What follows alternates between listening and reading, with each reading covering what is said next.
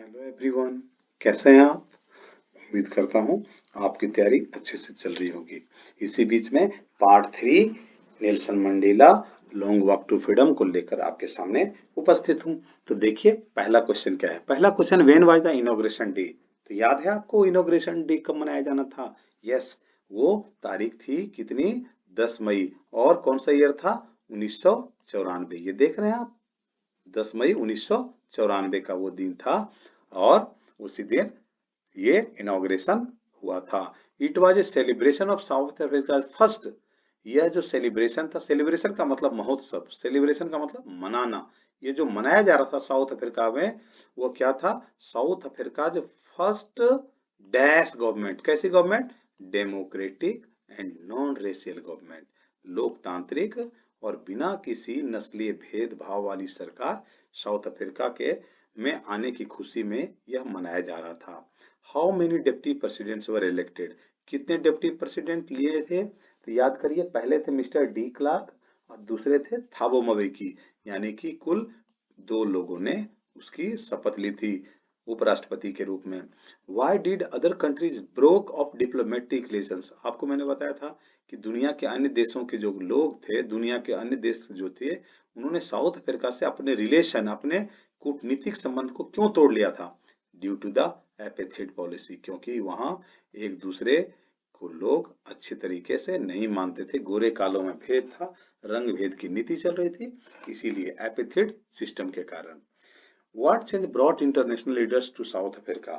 तो क्या कारण था कि साउथ अफ्रीका में एक बदलाव आ गया? क्या ब्रॉट इंटरनेशनल लीडर्स के लिए, साउथ अफ्रीका के लिए क्या बन गया था? ऐसा क्या ऐसा नया चीज हो गया था जिसके कारण दुनिया के अन्य देशों के लोग वहां आए थे?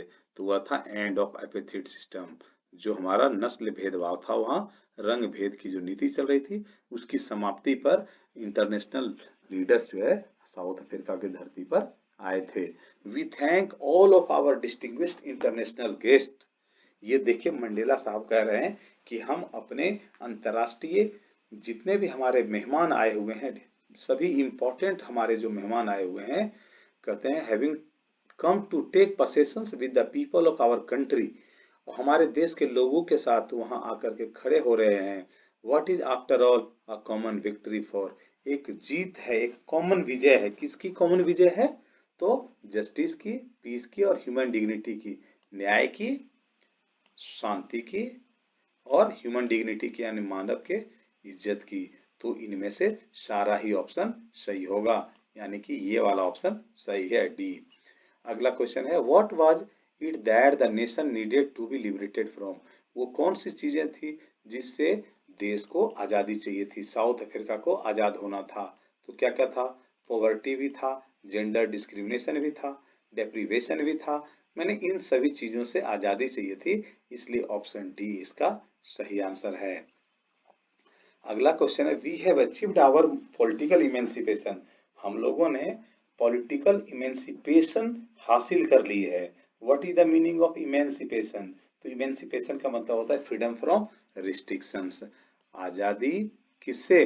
बंधनों से आजादी। रिस्ट्रिक्शंस का मतलब क्या होता है? रिस्ट्रिक्शंस का मतलब बंधन होते हैं, कहते हैं।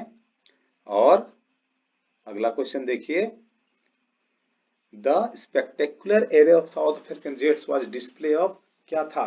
ये मिलिट्री प्रिसीजन था, यानी कि मिलिट्री जो वहां की सेना थी उनका एक प्रदर्शन था। तो ये स्पेक्टेकुलर एरिया वही था, ठीक है, मिलिट्री का अपना प्रदर्शन। What colours does the new south African flag possess? South Africa के नए फ्लैग में कौन कौन से रंग थे? आपको याद होगा जब मैंने आपको दूसरे पार्ट में कराया था, black, red, green, blue and gold, यानी कि ऑप्शन ए इसका सही आंसर है। अगले क्वेश्चन की तरफ बढ़िए। कहते हैं, द स्ट्रक्चर दे क्रिएटेड, जो स्ट्रक्चर उन्होंने क्रिएट किए थे, form the basis of one of the harshest most inhuman. कहते हैं, societies the world has ever known, दुनिया जो जानती थी उसका सबसे खराब स्ट्रक्चर उन्होंने बनाया था। किन्होंने बनाया था? ये था racial domination against the black skinned, काले लोगों के प्रति जातीय जातीय भेदभाव या नस्लीय भेदभाव जो इन्होंने क्रिएट किया था गोरे लोगों ने, उसके बारे में ये लाइन कह रहे हैं मंडेला जी। ठीक है। Whom did Mandela wanted to thank but couldn't?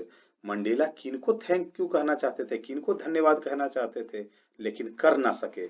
तो अफ्रीकन पैट्रियट्स, अफ्रीका के वो देशभक्त नागरिक, who no longer existed, जिन्होंने आजादी को पाने के लिए बहुत सारे संघर्ष किए, अपने जीवन की बलिदान दे दी और देश को आजाद कराया, लेकिन आज वो जीवित नहीं हैं। तो उनको ये धन्यवाद देना चाहते थे जिनको वो न दे पाए, क्योंकि वो अब रहे ही नहीं। What अनइंटेंडेड इफेक्ट, कौन सा ऐसा प्रभाव था उस डिकेड्स के ऑपरेशन एंड ब्रुटैलिटी के कारण? तो क्या हुआ था? क्रिएटेड मैन ऑफ एक्स्ट्राऑर्डिनरी, जो उन्होंने ऑपरेशन किया था, जो उन्होंने शोषण उत्पीड़न किया था, है ना, भयादोहन किया था, उसके कारण क्या हो? Created men of extraordinary courage, wisdom and generosity. इसके कारण क्या हुआ? इसके कारण ये लोग पैदा हुए, created men of extraordinary courage, अत्यंत ही साहस वाले लोग, अत्यंत ही बुद्धि वाले लोग, अत्यंत ही जेनरसिटी वाले लोग, है ना, ये लोग पैदा हुए थे। अगला देखिए, कहते हैं according to Mandela what is the greatest wealth of a nation? किसी देश की जो सबसे बड़ी संपत्ति होती है वो क्या होती है? तो सबसे बड़ी संपत्ति होती है वहां के लोग। लोगों से बड़ी संपत्ति कोई भी नहीं हो सकती है। लोग नहीं तो संपत्ति किस काम का, है ना। तो चलिए अगले क्वेश्चन की तरफ बढ़िए। कहते हैं what did Mandela learn about courage? Courage के बारे में उन्होंने, करेज का मतलब होता है साहस, करेज के बारे में उन्होंने क्या सीखा? तो it is a Triumph over fear. कहते हैं एब्सेंस ऑफ फियर नहीं है वो, बल्कि it is the Triumph over fear, यह डर के ऊपर जो विजय होता है ना, डर के ऊपर जो जीत होती है ना, उसको कहते हैं करेज, है ना। हालांकि ये दोनों ही ऑप्शन उसमें मेंशन किया, it is absence of fear, है ना, एब्सेंस ऑफ फियर नहीं माना जाता। इन्होंने कहा कि करेज का मतलब होता है एब्सेंस ऑफ फियर नहीं, बल्कि it is the Triumph over fear, या डर के ऊपर जीतना जो है वही कहलाता है। अगला है what are men's obligations in life? आदमी के जीवन में ऑब्लिगेशंस जो होते हैं वो क्या होते हैं? कहते हैं obligation to the people and obligation to family, यानी कि डी ऑप्शन सही होगा, एक और दो दोनों ही सही है। किसी भी व्यक्ति के जीवन में ट्विन ऑब्लिगेशंस होते हैं। तो पहला ऑब्लिगेशंस कौन सा होता है? ऑब्लिगेशन टू पीपल, और दूसरा ऑब्लिगेशंस कौन सा होता है? Obligation to family. My dear, आगे बढ़िए 17वें क्वेश्चन की तरफ।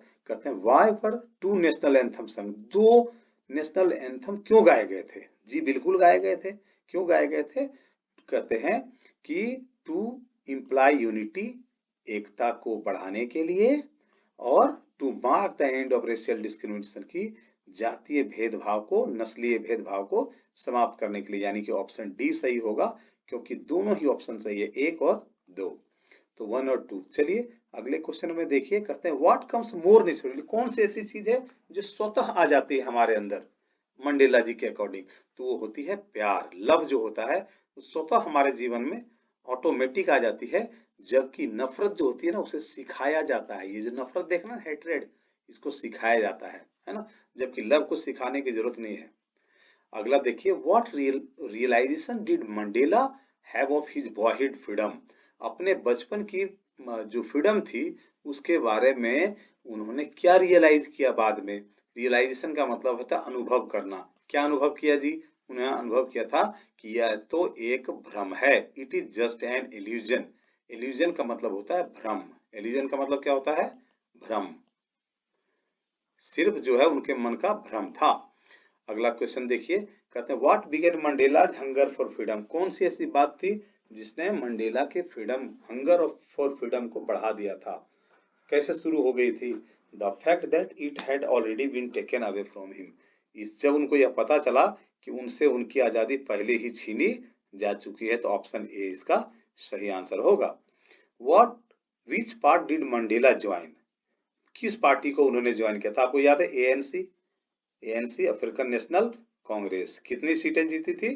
252 आउट ऑफ 400 बटा 400 कर दीजिए आप इसको, है ना।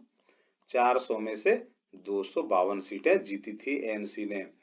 अ man who takes away another man's freedom, एक व्यक्ति जो दूसरे व्यक्ति की आजादी को ले लेता है, छीन लेता है, वो क्या है? प्रिजनर ऑफ हेट्रेड है, वह नफरत का अधिकारी है।